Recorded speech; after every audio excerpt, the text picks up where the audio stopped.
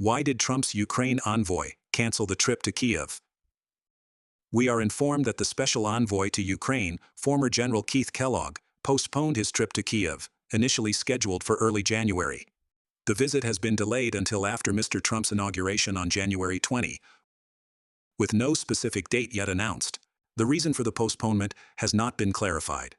However, considering the context, it becomes evident that recent developments indicate Zelensky's administration is reconsidering its stance on negotiations with Russia.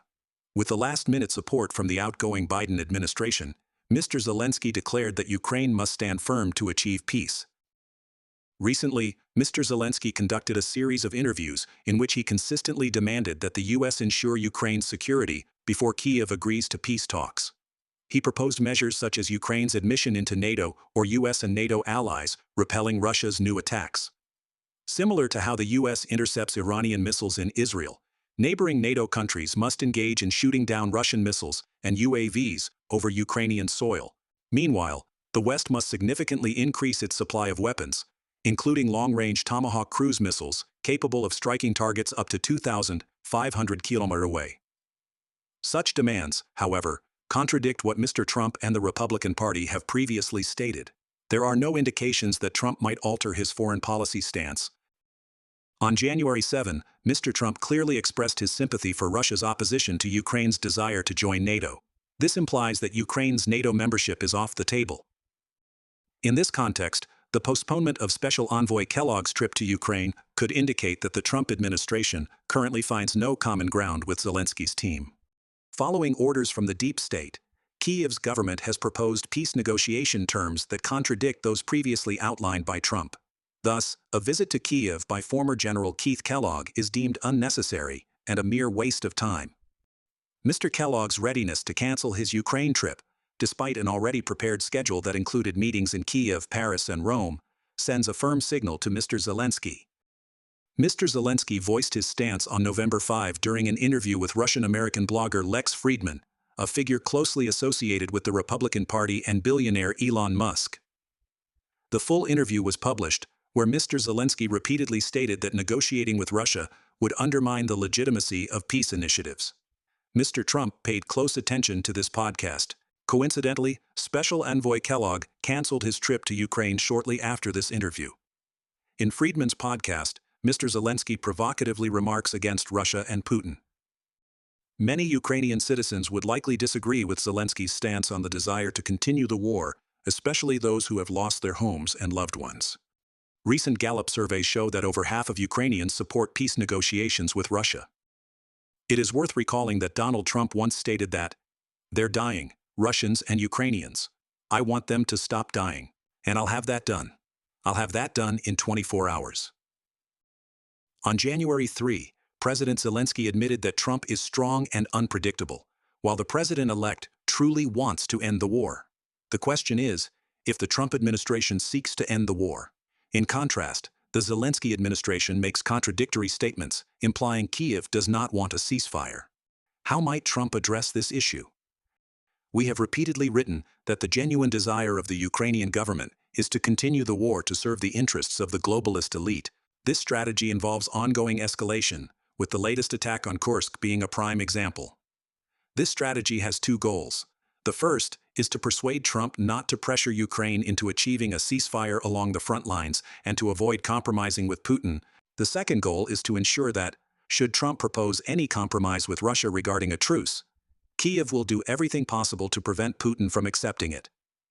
Zelensky's 3-hour interview with the American blogger aimed to promote both objectives. It can be said that the Ukraine issue has become a challenging puzzle for Trump. Recently, he expressed his hope to end the war in Ukraine within 6 months, acknowledging that the conflict in Ukraine is currently much more complicated and could escalate further. England is the real threat to Ukraine's peace. The latest effort by the Biden administration is the organization of the final Ramstein meeting, scheduled to take place in Germany on January 9, chaired by outgoing U.S. Defense Secretary Lloyd Austin. Kyiv launched another attack on the Kursk region on the eve of the Ramstein event as an opening salvo. Although widely reported by the British press, this campaign, led by just 2 tanks and 15 armored vehicles, will undoubtedly be crushed by opposing drones and combat helicopters. As usual, Zelensky will seize any opportunity to perform for Western audiences. On January 9, he hopes to demonstrate that there is still some courage left in Ukraine's armed forces. Tragically, this involves sacrificing dozens of Ukrainian soldiers to divert public attention from the main battlefield, where Russian forces have advanced into Chasiv Yar and approached the outskirts of Pokrovsk. With the fall of Chasiv Yar and the impending collapse of Pokrovsk, the battle for Donbass is nearing its final stages. This paves the way for a significant Russian offensive along the Dnieper River if the Kremlin has no choice but to end the war on its terms. Indeed, Donald Trump's hopes of ending the war on his first day in office have been dashed. The Ramstein meeting represents the final effort and a defiant act by Biden, Zelensky, and their European allies, as these forces know that Trump is about to meet Russian President Vladimir Putin. In a press conference at his Mar-a-Lago residence, Trump said he would meet Putin after assuming the presidency. On December 18, Zelensky met with NATO Secretary General Mark Rutte and held discussions with several European leaders to address war strategies. Zelensky's European allies are also exploring their contingency plans should Trump halt aid to Kyiv or force Zelensky into concessions. Before the Brussels meeting, German Chancellor Olaf Scholz emphasized safeguarding Ukraine's sovereignty and ensuring the country would not be compelled to accept an imposed peace. However, he cautioned that discussing deploying NATO troops on the ground was premature. NATO Secretary General Rutte advised Kyiv's allies to focus on boosting arms supplies to ensure Ukraine remains in a strong position. Rutte estimated that Ukraine would need 19 air defense systems to protect its energy infrastructure. Interestingly, Rutte revealed that NATO's newly established command in Wiesbaden, Germany, is now ready to support Ukraine. This includes coordinating Western military aid and providing training for Ukrainian forces. What does this imply? It suggests that the deep state has anticipated Trump's potential aid cuts and is prepared to sustain the Ramstein meetings at all costs. However, we must consider the reality. Europe, including the United Kingdom, cannot replace U.S. military aid to Ukraine. For the EU to fill the gap left by the U.S., it would need to double its military assistance to Ukraine. Yet the current political landscape in Europe, combined with the actual army capabilities of individual nations, indicates this is an unattainable goal. Even Ukraine's publication, Kyiv Independent, has acknowledged that Europe cannot fill the void left by the U.S. in defending Ukraine. Germany, Europe's most significant military donor to Ukraine, has plunged into political chaos with the collapse of the Olaf Scholz-led coalition. France's Macron, a staunch defender of Ukraine despite his initial impulses to seek dialogue with Russian President Vladimir Putin, has lost much of his freedom of action since the June parliamentary elections, where he lost his majority. The Europeans are running around like headless chickens. Italian Prime Minister Giorgia Meloni's unexpected visit to Florida to meet with Trump, at such a critical moment in the Ukraine war, indicates that this intelligent woman does not trust leaders like Macron or Scholz. Meloni has a warm relationship with Trump's close associate Elon Musk and seeks to strengthen ties with the U.S.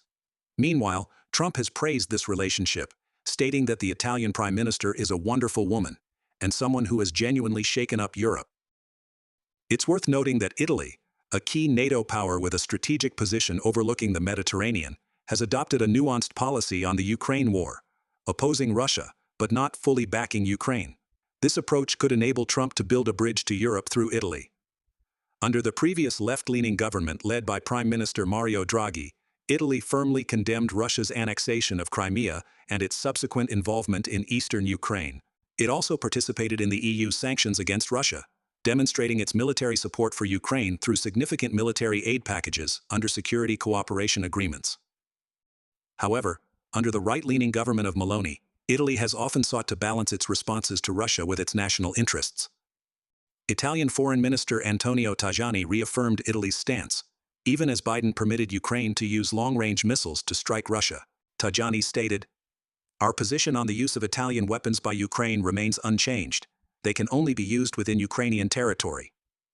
The war's progression will ultimately determine the peace terms in Ukraine. Europe's shift towards right-wing governments, Austria being the latest example, could benefit Russia."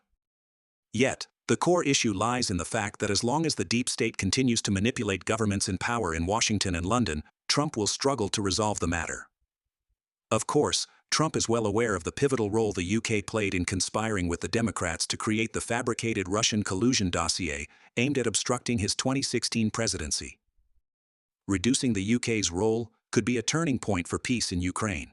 However, the MI6 intelligence agency's influence over the Kyiv administration is extraordinarily significant.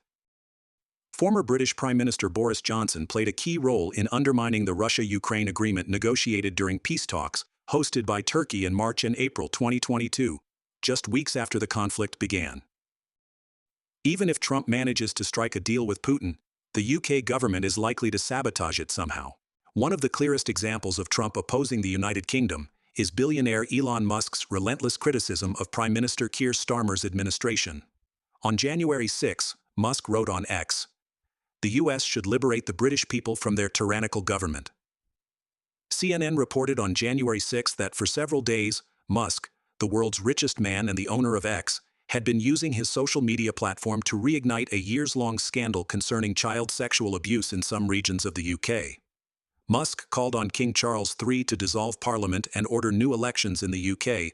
He also demanded the imprisonment of Minister for Women and Equalities, Jess Phillips, calling her a true demon and a wicked creature. Musk further stated that UK Prime Minister Starmer should also be jailed. As for Prime Minister Keir Starmer, he retaliated by labeling Elon Musk as a spreader of misinformation and lies. The war of words between Elon Musk and the UK government continues, and Trump's challenge lies in whether his administration should sever the special relationship with the United Kingdom.